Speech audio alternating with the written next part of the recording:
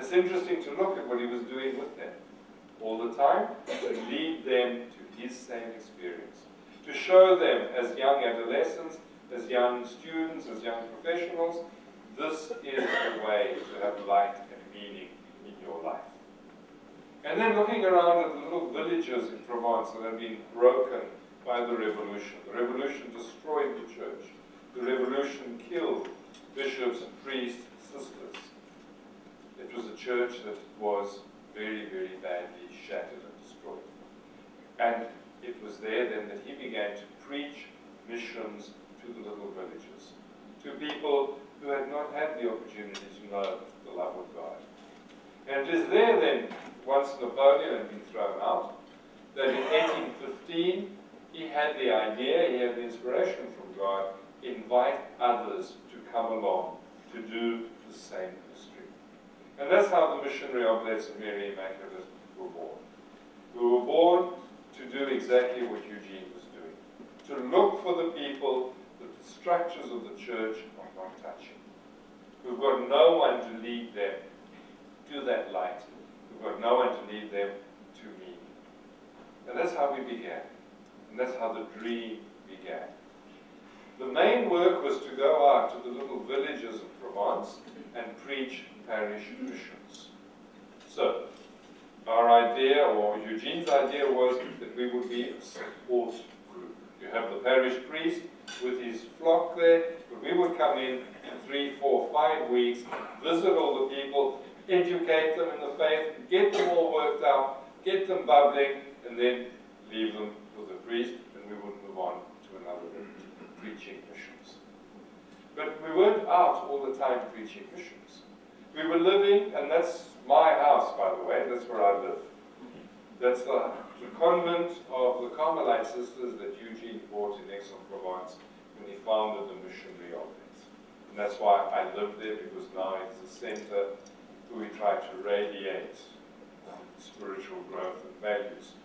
But looking at that house, he said, that house is a center of permanent mission.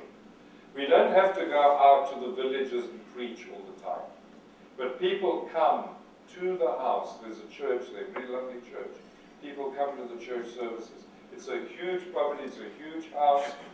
People come there. And this concept of permanent mission, of leading people in their search for meaning, is what you are doing. Whichever office you're involved with, whatever ministry you are involved with the Oblates, as part of the Oblate family, you are doing permanent mission. You don't have to go out to another country or to another state. You do the mission through the work that you do each day. And at that house, there was an outreach to youth. In all 67 countries where the Oblates are present, we have a strong ministry to youth, particularly looking for those who are not being touched by the structures of the church. Preaching, the sacraments, retreat work. People used to come and they used to do a weekend retreat, or they used to do novenas, 9-day retreats. King's House, they don't have them quite as long as 9 days. Eh? But can you see the model there? The model is you have an Oblate community, and so it is a center of permanent mission. From there, then, we bring people in who are in need. From there, then, there was a ministry to the prisoners, to the sick, to the immigrants. And every single mission of the Oblates has to be modeled on that. We are all on permanent mission. Anyhow, in 1823, he moved down to Marseille. He was Vicar General of his uncle, and then eventually became Bishop of Marseille. But I'm not going into that one. That's another part of his life. In 1841, this bishop came along, Bishop Bourget of Montreal. And he said to Eugene, who was now in charge of 45 oblates, that's all. He said, we are desperate in Canada, we are desperate in North America. There are thousands and thousands of abandoned people, and there is no one there to tell them about the love of God, to tell them about Jesus Christ. And Eugene, listening to this, sent 6 missionaries over to Canada. And the whole ministry in the United States was born from those 6 missionaries who went to Canada. Again, why did they go to Canada? Because there were people there who were not really touched by the structures of the local church. Why did they go to Canada? Because they wanted to lead others to find the same experience of Eugene, light and healing.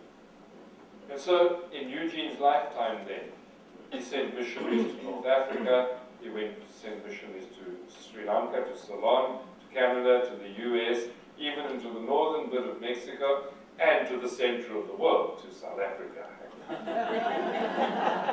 I am here today because he sent missionaries in 1852 to South Africa, to Natal.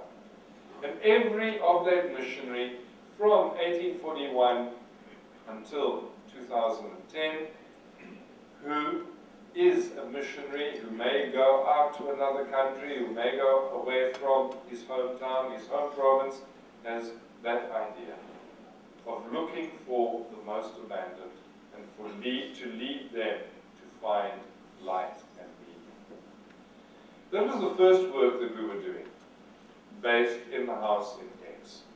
2 years later, the bishop of this diocese, beautiful area called Gap in the Alps, French Alps, said to Eugene, "You've got a group there. Would you come and take over the shrine of Our Lady that we have, Notre Dame du Lot, Our Lady of the Law? Beautiful areas you can see there." And Eugene thought, well, it's so far away from Aix. They hadn't invented telephones and internet or anything at that stage. But he saw it as being important to take over this Marian shrine, or God opened his eyes to take it over. So our second work was a Marian shrine. Why did they take it? Because a Marian shrine is a place where people come. You don't have to go out to mission to people, they come to you. And so you would have people coming for the week, you would have people coming for the weekend. And all the time they were getting the same message, the message of light, the message of meaning. And during the lifetime of Eugene, he took over 9 Marian shrines, but as places of mission. Not just as nice, pretty places where people came to say prayers and feel good. There were places where people came to meet, together with Mary, to meet Jesus the Savior. And today we continue that in many, many places.